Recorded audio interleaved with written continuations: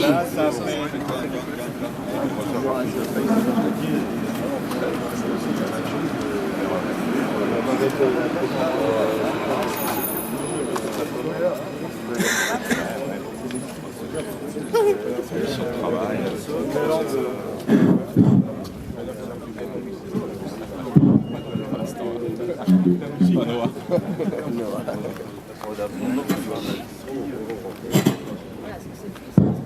Bien, on va faire un petit point là, une petite prise de parole à l'Assemblée Générale vite fait avant la prise de service. Donc pour tout le monde, hein, ceux qui sont en grève comme ceux qui ne le sont pas ou qui ne l'étaient pas encore. Hier, on a donc été reçus par la direction en négociation, vers 11h30. La boîte nous a annoncé qu'elle avait des propositions à nous faire. C'est comme ça qu'elle a démarré la séance de négociation. Et elle nous a donné un document dans lequel étaient contenues ces propositions. Et en réalité, on s'est vite rendu compte qu'il n'y avait pas à proprement dit de propositions sur les points de revendication de la grève depuis 3 jours. Puisqu'en fait, ce que la boîte nous a proposé tout simplement, c'est des modifications dans les modalités de mise en place de la réorganisation du Grand. En gros, la seule chose qu'ils nous ont proposé, c'est qu'il y ait des allers-retours, rien de nouveau en réalité, c'est qu'il y ait des allers-retours entre eux et les facteurs sur la façon de faire les découpages. Mais en aucun cas sur la question du nombre d'emplois supprimés, sur la question du nombre de positions de travail de titulaires supprimées, sur la surcharge de travail qui va être mise sur chaque journée, et également donc sur tous ces éléments-là, sur les diagnostics qui sont pas bons, là-dessus il n'y avait rien. En fait, la seule chose qu'ils nous ont dite, c'est on va faire une concertation plus élargie sur le découpage. Mais la surcharge de travail, de toute façon, les rues qu'il y a à mettre en plus, que ce soit à Pierre ou à Paul, qu'on fasse un déplacement de l'un à l'autre, il n'y a rien qui a été modifié de ce point de vue-là. La SOGEM nous a annoncé que la plénière conclusive se tiendrait aujourd'hui.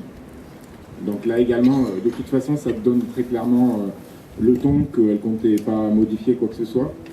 Et elle a annoncé un truc qui paraissait nouveau, je ne vais pas le développer trop, c'est un peu compliqué là, sur les 6h40. C'est-à-dire que dans sa grande mensuétude, au lieu de compter les journées sur des vacations de 7 heures, elle les comptait sur des vacations de 6h40, ce qui était nous faire un grand cadeau de 20 minutes.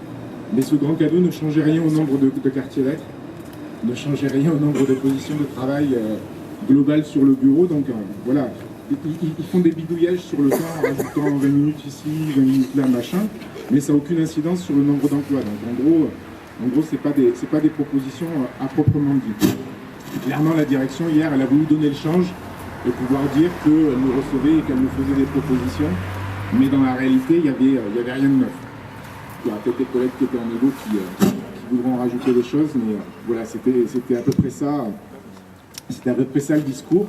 Et le discours super focus de la direction était de dire qu'ils faisaient tout ça parce qu'ils avaient bien entendu les attentes du personnel. Ça fait quand même 2 mois qu'on leur dit que leurs diagnostics sont pas bons, qu'il faut les modifier et qu'ils ne bougent pas d'un iota. Ça fait 2 mois qu'on dit que les agents sont fatigués, que la dernière réorganisation les a mis vraiment sur la ligne rouge en termes de fatigue. On voit comment ça se traduit par le nombre d'accidents du travail depuis le début de l'année, 19 depuis janvier, c'est quand même pas rien. Et à ça, par contre, rien du tout. Donc voilà la situation au 3e jour de grève, ça c'était hier matin. C'était une fausse ouverture de la part de la direction. Très clairement, on sent bien que la Poste attend de voir si le mouvement bascule la semaine prochaine et se poursuit avant de bouger réellement sur ces lignes. Je pense qu'elle joue pour le moment l'attentisme en nous tenant ce type de discours. L'enjeu, je pense, hier on a décidé, les agents qui étaient en grève, de reconduire pour aujourd'hui. Je pense que quelque part, il y a un coup à mettre aussi aujourd'hui. Je pense qu'il y a une réponse. Ils nous disent qu'ils font des propositions pour répondre aux attentes des agents, et en réalité, ils ne changent rien.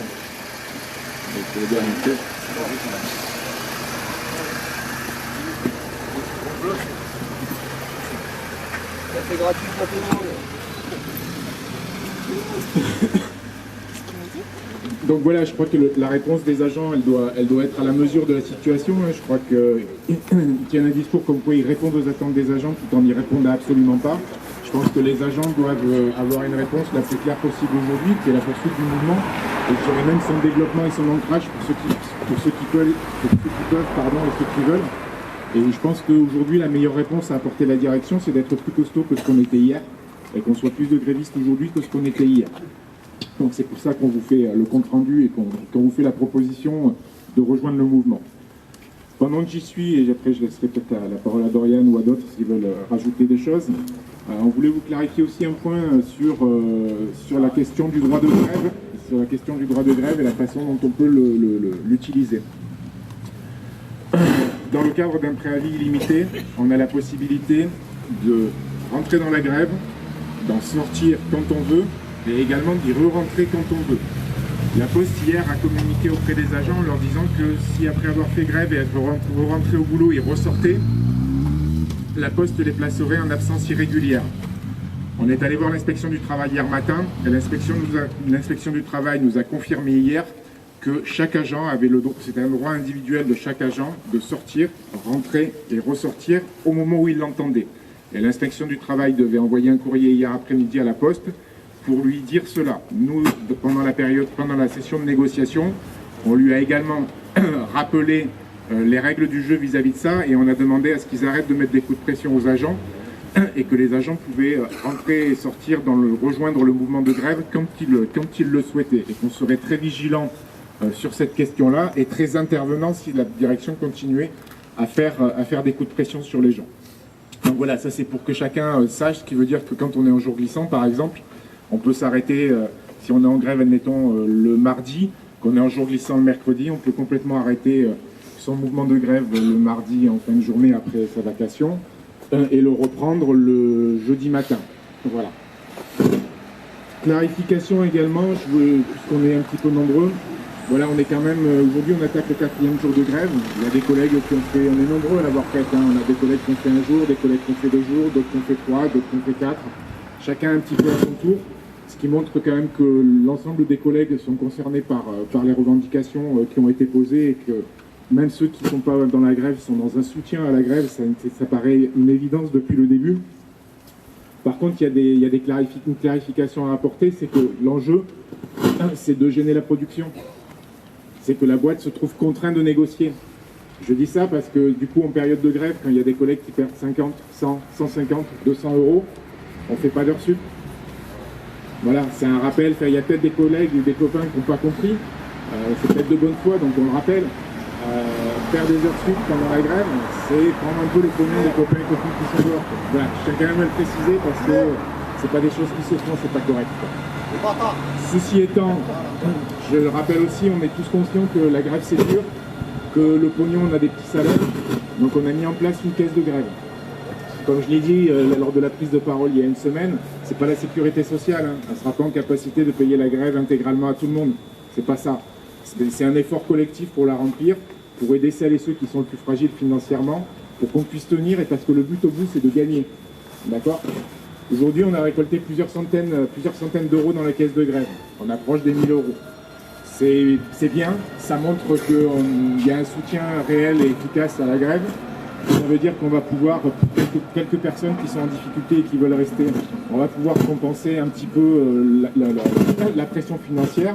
Maintenant, voilà, quand on va à la rencontre des gens, hier on est allé à la rencontre du public sur la comédie, c'est des choses qu'il faut qu'on développe. Il y a une solidarité à faire valoir, et il y a des gens, si on est actif et qu'on va vers eux et qu'on leur explique la situation, il y a des gens qui peuvent aussi nous aider financièrement, et c'est un combat collectif, ça fait partie des choses qui sont à faire. Donc voilà, je vais peut-être laisser vite fait la parole soit à Kevin, soit à Dorian.